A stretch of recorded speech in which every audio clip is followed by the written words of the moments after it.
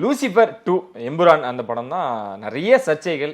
எதனால அந்த சர்ச்சை அப்படின்றது மீறி இப்போ பிருத்திவிராஜ் ரொம்ப மனவேதனையில் இருக்கிறதாகவும் அவங்க ஃபேமிலியே ரொம்ப டவுனாக இருக்கிறதாகவும் கேள்விப்படுறோம். அவ்வளோ பெரிய தாக்கத்தை இந்த படம் ஏற்படுத்திச்சு. இல்லைங்க, அந்த படம் கை வச்ச அரசியல் இருக்குல்ல, அது இன்னைக்கு ஒரு துணிச்சலான அரசியல்னு தான் நான் பார்க்குறேன். என்னென்னா இன்னைக்கு மதவாத சக்திகள் எல்லா மாநிலங்களையும் வந்து அவங்க அடக்கி வைக்கணும்னு நினைக்கிறாங்க. ஸோ அதை வந்து எதிர்த்து ஒரு சில கருத்துக்களை இந்த படத்தில் அவர் சொல்கிறார். இன்னும் சொல்ல போனால் கொஞ்சம் டேரிங்காகவே சொல்லியிருக்கார் பிருத்திவிராஜ். அதாவது இஸ்லாமியர்களும் இந்துஸ்தானிகள் தான், மலையாளிகளும் இந்துஸ்தானிகள் தான், எங்களையே நீங்கள் வந்து ஒதுக்கி பார்க்குறீங்கிறது தான் அந்த படத்தில் மறைமுகமாக அவங்க சொல்கிற விஷயம். படத்தினுடைய வில்லன் பேரே பஜ்ரங் பாபா.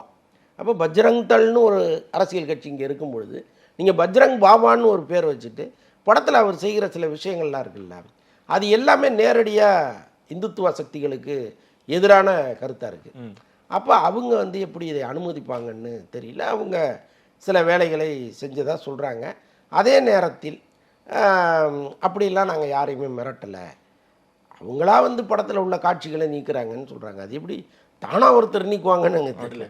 படத்தில் இவர் எல்லாமே வச்சுருவாராம், அப்புறம் அவரே எல்லாத்தையும் நீக்கிடுவாராம். அது எப்படின்னு நமக்கு புரியவில்லை. எந்த அச்சுறுத்தலும் இல்லாமல் ஒருவர் வந்து படத்தில் 24 கட்டு கொடுக்க வேண்டிய அவசியமே இல்லை, கொடுத்துருக்காரு. அப்போ ஏதோ ஒரு அழுத்தம் வந்து அவங்களுக்கு வந்திருக்கு.